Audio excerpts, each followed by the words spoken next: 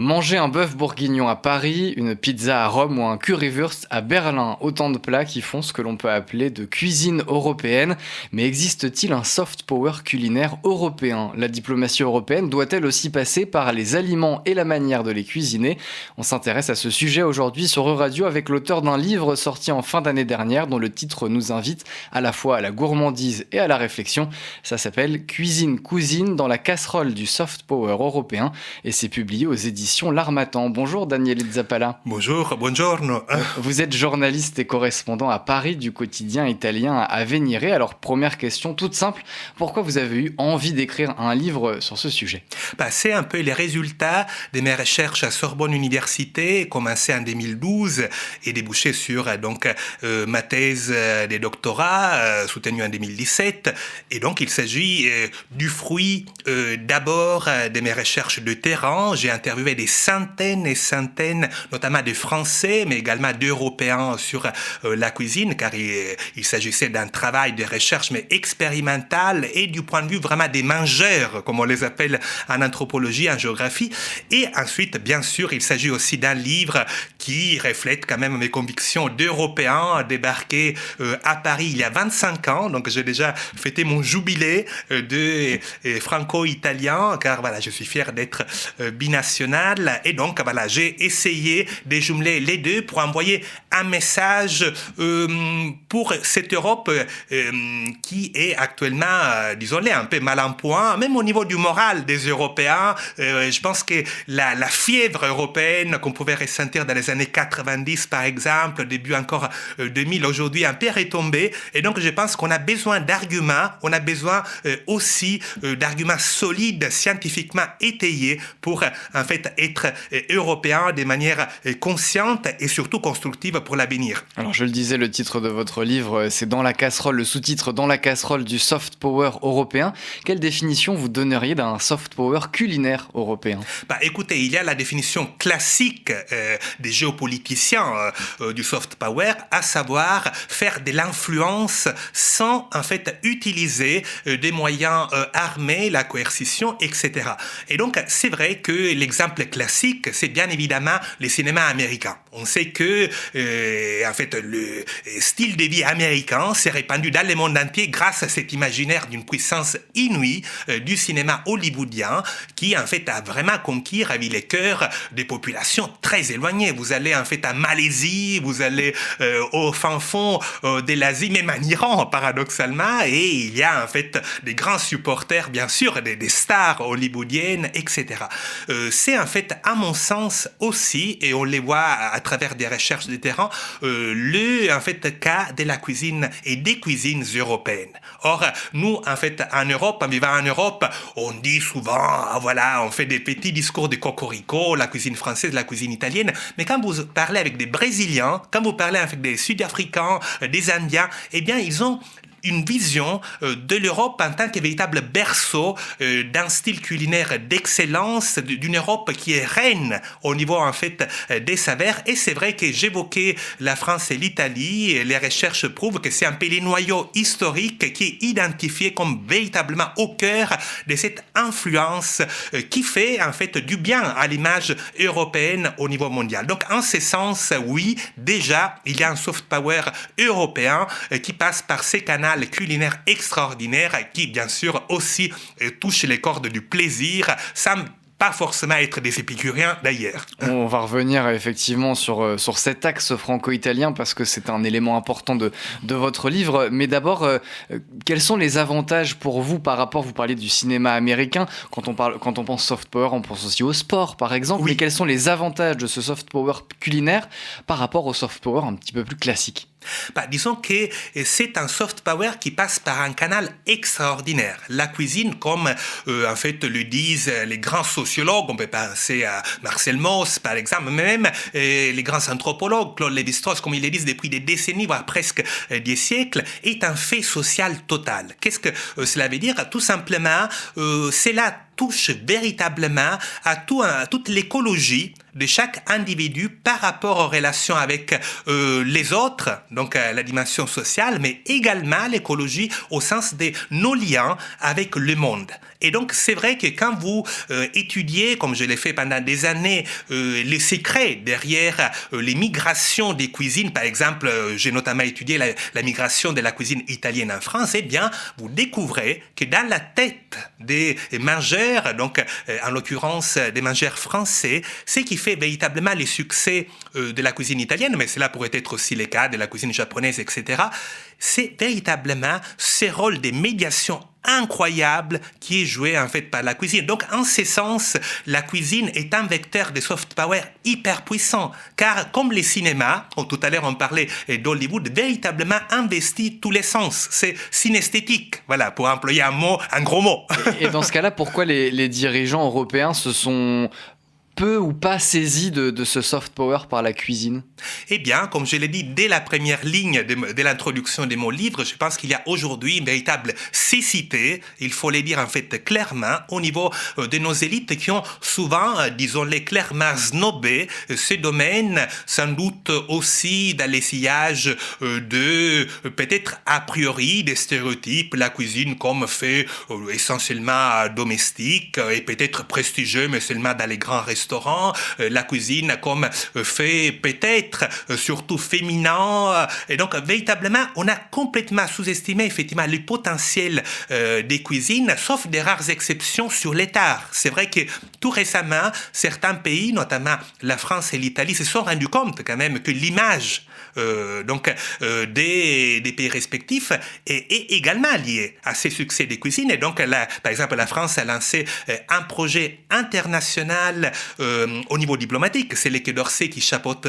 cela, Good France, pour véritablement utiliser la cuisine pour promouvoir l'image de l'Hexagone, et de même l'Italie avec la semaine de la cuisine italienne dans le monde. Mais cela est arrivé sur les tard, et surtout ça reste encore quelque chose de presque anecdotique par rapport au potentiel incroyable de la cuisine et aux yeux qui brillent. Et moi je vous assure, j'ai interviewé des Brésiliens notamment, je suis très ami du Brésil, et d'autres en fait, des Africains, des Indiens. Véritablement, il y a un potentiel incroyable au niveau du soft power. Et on le sait, la cuisine peut aussi être un enjeu dans les conflits parfois entre pays. On pense par exemple au bortsch, c'est cette soupe que l'Ukraine a fait reconnaître auprès de l'UNESCO juste après le déclenchement de l'invasion russe, parce que l'origine de ce plat est aussi revendiquée par la Russie. Qu'est-ce que cet exemple nous dit, la manière dont l'alimentation, la cuisine peut aussi être un enjeu diplomatique finalement? Écoutez, on disait en fait le potentiel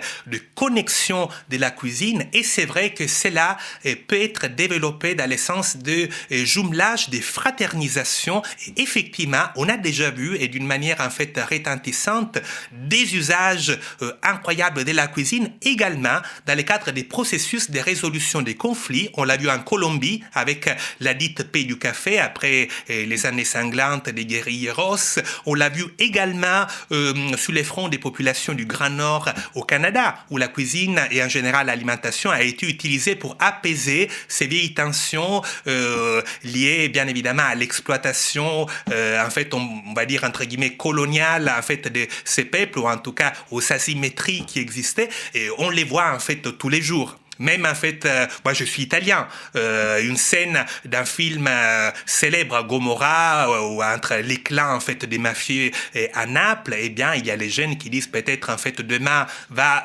commencer la nouvelle étape en fait de la guerre entre nos clans, et prenons en fait une pizza ce soir pour fraterniser, parce que c'est vrai que le moment où en fait on se met autour de la table, la convivialité est toujours véritablement un moment de fraternisation, car on partage quelque chose qui est au cœur de la vie. Donc la cuisine finalement peut plus unir qu'elle divise. Elle a un potentiel énorme d'union. C'est vrai que parfois on a vu également des instrumentalisations des cuisines un peu exacerbées. Il ne faut pas en fait se les cacher. Une cuisine qu'on a greffée aux dites romans en fait nationaux. Et pourquoi pas? Bien évidemment qu'il y a des plats, et ça on l'a vu même en Allemagne, en Espagne, en plus bien sûr de la France France et de l'Italie qui est déjà cité, bien sûr, il y a des plats qui sont un peu aussi un symbole de la fierté nationale, mais quand vous regardez le succès des cuisines et leur capacité quand même de franchir les frontières, eh bien, vous effectivement pouvez bien en fait croire qu'il s'agit d'un facteur, d'un potentiel plus d'union, de fraternisation entre les peuples que le contraire. Cuisine cousine dans la casserole du soft power européen, c'est le titre d'un livre sorti en fin d'année 2025 et dont on parle aujourd'hui sur Radio avec son auteur, le journaliste Daniele Zappala, correspondant à Paris pour le quotidien italien Avvenire. Et alors une grande partie du livre, de votre livre Daniele Zappala, est donc consacrée à cette histoire culinaire partagée entre la France et l'Italie. Avant de remonter dans le temps, aujourd'hui, qu'est-ce que représente en termes d'importance cet axe franco-italien dans la cuisine européenne ? Disons que c'est un exemple extraordinaire de complémentarité entre des cuisines reconnues. C'est vrai que des cuisines aussi reconnues que la cuisine française et italienne, a priori, devraient un peu être au cœur un peu d'une guerre. Ce sont des pays proches, donc on pourrait dire, historiquement, il y a eu des phases où la cuisine française avait l'ascendant au niveau international. Plus récemment, c'est vrai qu'on a vu en fait un succès grandissant de la cuisine italienne. Mais quand vous regardez les professionnels, les grands cuisiniers français, en fait, Alain Ducasse et les autres, les grands cuisiniers et chefs italiens, Massimo Bottura et les autres, eh bien, ils ont tous une admiration sans borne pour la cuisine de l'autre côté. Et en fait, tout simplement, les grands chefs, les grands cuisiniers italiens se forment souvent dans les excellentes écoles de formation, Ferrandi. Voilà, on peut en fait inciter beaucoup, Médéric, voilà, ici en France, et on voit que les chefs français ouvrent récemment même des restaurants italiens. Ils s'inspirent de l'Italie car ils reconnaissent que l'Italie aujourd'hui, comme le Japon, comme d'autres pays, sont en fait le cœur des cuisines qui transmettent un peu un voyage symbolique vers le naturel. Aujourd'hui, vous le savez, on vit des années quand même marquées par une éco-anxiété diffuse. Au niveau culinaire, c'est là les résultats des décennies d'industrialisation forcenée de l'alimentation. Car effectivement, on a ultra transformé les aliments jusqu'à les éloigner véritablement énormément des produits premiers de l'agriculture. Eh bien, c'est vrai qu'il y a certaines cuisines, pour des raisons historiques qu'il serait long d'expliquer, la cuisine mexicaine, la cuisine italienne, la cuisine japonaise, qui ont quand même un tout petit peu court-circuité cette industrialisation forcenée, qui sont restés jalousement attachés un peu à ces liens vers les naturels. Et aujourd'hui, ce sont des cuisines qui effectivement sont un peu primés par les mangeurs car ils ont conservé un peu ces liens avec les naturels. Quelques données quand même pour montrer l'importance de cet axe franco-italien. Aujourd'hui, il y a 3468 références géographiques protégées dans toute l'Europe, liste actualisée à l'été 2025. La France et l'Italie, c'est 48% de ce total, donc on voit effectivement qu'il y a une claire inclinaison de la cuisine européenne vers la France et l'Italie. Et d'où ça vient historiquement cet axe franco-italien? Quelles sont les premières traces historiques d'une coopération que vous décrivez dans votre livre? Effectivement, on parle au niveau politique du moteur franco-allemand, au niveau culinaire, au niveau des cuisines, on pourrait parler d'un moteur franco-italien, et c'est là les résultats d'abord d'un brassage des populations qui n'a pas d'équivalent dans l'histoire de l'Europe. Ce qui s'est passé notamment en France entre à peu près les années 1880 et les années 1970, donc à peu près un siècle en termes de liens migratoires entre les deux pays, les communautés italiennes d'abord à Marseille, ensuite partout en France, cette France qui au niveau ses ascendants a énormément d'Italiens. On parle même peut-être de plus de 20% des Français qui ont quand même des ascendants italiens. Eh bien, cela a représenté un socle très important Et en plus, si on veut considérer la dite communauté culturelle franco-italienne, eh bien, il faut remonter encore plus loin dans les temps. Et bien sûr, on évoque souvent Catherine de Médicis, et donc aussi les rôles très importants joués par les échanges culinaires déjà à l'époque des grands cours, et donc à l'époque, la fin notamment de la Renaissance, qui utilisait beaucoup les aliments rares et exotiques, un peu comme des cadeaux de prestige. Et donc, je conseille dans mon livre, dans la partie finale, de renouer avec cette noble tradition ancienne, car je pense que c'est véritablement aujourd'hui le temps pour le faire. Oui, justement, le livre se termine, la dernière partie, sur une série de propositions, et vous évoquez notamment la nécessité d'avoir des événements culinaires européens. À quoi vous pensez exactement? Est-ce que vous avez par exemple des sources d'inspiration? Écoutez, au niveau des grands événements véritablement européens, on le sait, on reste aujourd'hui un peu sur notre faim, si vous me passez en fait l'expression. Et voilà, il y a bien évidemment l'Eurovision, certes au niveau en fait musical, mais il y a des événements qui certes tracent en fait leur route, mais qui ne sont pas encore suffisamment connus au niveau culinaire. J'ai cité notamment dans les cas français, ces championnats mondiaux de la frite à Arras, qui est un événement extraordinaire, tout récent, mais qui a eu un succès véritablement explosif, avec déjà plus de 50 000 participants dès la première année sur la grande place d'Arras. C'était extraordinaire à voir, mais au niveau en fait des événements qui ont un peu plus en fait on va dire de bouteilles, voilà, si on peut me passer encore l'expression, on peut citer les Couscous Fest. C'est un événement qui est un peu méconnu mais qui est extraordinaire sur la pointe occidentale de la Sicile.